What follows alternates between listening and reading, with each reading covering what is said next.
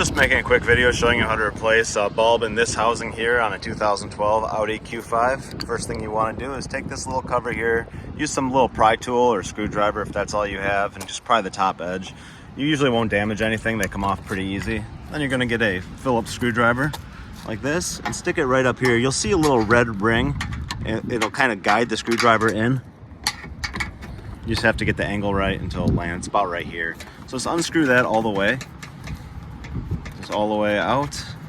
And it's captured, so you don't have to worry about it falling out or anything weird like that happening. And then, once that's loose, you get that same screwdriver, pry this inner edge a little bit. Try not to pry on the paint, you know, just kind of like that. And then you can take this whole housing, kind of pull it this way out, and then you can get to your bulbs like this. So pretty easy to do.